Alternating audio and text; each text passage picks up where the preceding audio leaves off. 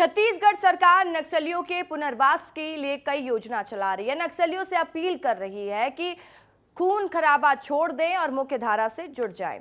छत्तीसगढ़ सरकार की अपील आज की नहीं है, जबकि सरकार बनी थी तब से सरकार ने नक्सलवाद नीति के तहत अपना काम शुरू कर दिया था और इस बीच राजनीति भी देखने को मिल रही थी। रिपोर्ट देखिए।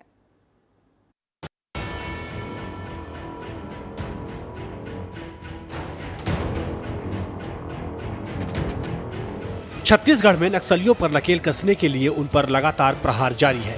फिर जवानों ने 8 नक्सलियों को मार गिराया है। छत्तीसगढ़ में नक्सलियों पर नकेल कसने के लिए उन पर लगातार प्रहार जारी है। फिर जवानों ने 7 नक्सलियों को मार गिराया है। नारायणपुर बीजापुर जिले के सीमावर्ती इलाके में प्लाटून नंबर 16 और इंद्रावती एरिया कमेटी के नक्सलियों को लेकर जवानों को पुख्ता जानकारी मिली थी। इसी सूचना पर नारायणपुर, दंतेवाड़ा और बस्तर जिले के डीआरजी और बस्तर फाइटर्स के साथ एसटीएफ की टीमें सर्च अभियान पर निकली थी। तभी नक्सलियों ने सुरक्षा बलों पर गोलीबारी शुरू कर दी, लेकिन जवानों ने जवाब दिया और मुठभेड़ में 8 नक्सलियों को ढेर कर दिया। डीआरजी, बस्तर फाइटर और सीआरपीएफ के जवान संयुक्त ऑपरेशन पर थे और उस समय मुठभेड़ हुआ। मुठभेड़ में वर्दीधारी, हथियारधारी 7 नक्सली और एक आज उसमें और स्पष्ट हुआ, तो 8 ऐसे नक्सली मारे गए हैं। उधर छत्तीसगढ़ सरकार ऑपरेशन के साथ साथ लगातार नक्सलियों से अपील कर रही है, उनसे आत्मसमर्पण और मुख्य धारा में शामिल होने के लिए कह रही है। छत्तीसगढ़ के मुख्यमंत्री से लेकर उप मुख्यमंत्री तक नक्सलियों को मुख्य धारा में जोड़ने की कोशिश कर रहे हैं और आत्मसमर्पण करने पर नई पुनर्वास नीति का भरोसा दे रहे हैं। नक्सलवाद को लेकर मुख्यमंत्री विष्णुदेव साय ने कहा है कि इस नासूर से मजबूती के साथ लड़ाई जारी है, लेकिन हम पुनर्वास नीति को और अच्छा बनाना चाहते हैं। वो तो पूरा देश देख रहा है कि जब से हम लोग सरकार में आए हैं तब से नक्सलवाद के साथ मजबूती के साथ लड़ाई लड़ रहे हैं और लगातार एनकाउंटर में नक्सली मारे जा रहे हैं, आत्मसमर्पण भी कर रहे हैं, गिरफ्तारी भी हो रही है। और हम पुनर्वास नीति को और अच्छा बनाना चाहते हैं ताकि नक्सली विकास की मुख्य धारा से जुड़ें और आत्मसमर्पण करें। यही नहीं, छत्तीसगढ़ सरकार खुद नक्सलियों से ही उनके पुनर्वास को लेकर सुझाव मांग रही है। ईमेल और गूगल फॉर्म के जरिए नक्सली ये बता सकते हैं कि पुनर्वास नीति कैसी होनी चाहिए। ऐसा करने वाला छत्तीसगढ़ पहला राज्य बन गया है।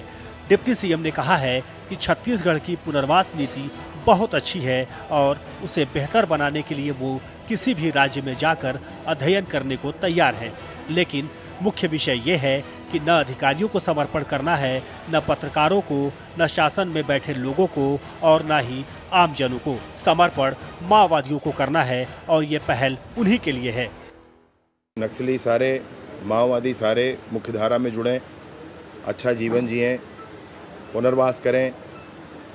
कोई विशेष बात हो तो वह भी हमको स्पष्ट करें, जिसके लिए पहले ही गूगल फॉर्म और ईमेल आईडी वगैरह जारी किया गया है। साथ ही साथ वार्ता करें, लक्ष्य क्या है निर्धारित करें। सरकार का भी लक्ष्य क्षेत्र की उन्नति है और अगर उनका भी लक्ष्य यही है तो रास्ता भी एक हो सकता है। अगर लक्ष्य एक है तो रास्ता एक हो सकता है। इस पर चर्चा करनी चाहिए। आपको बताते हैं कि छत्तीसगढ़ सरकार की पुनर्वास नीति क्या है।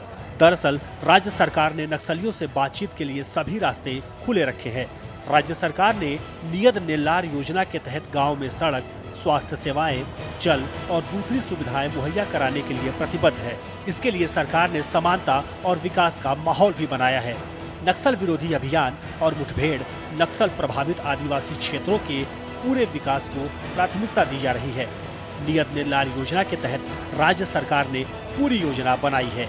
नियत नेल्लार स्थानीय दंडामी बोली है, जिसका मतलब होता है आपका अच्छा गांव। इस योजना के तहत बस्तर क्षेत्र में सुरक्षा शिविरों के 5 किलोमीटर के दायरे में मौजूद गांव में सुविधाएं और लाभ पहुंचाए जाएंगे। बता दें कि बस्तर में 14 नए सुरक्षा कैंप स्थापित किए गए हैं।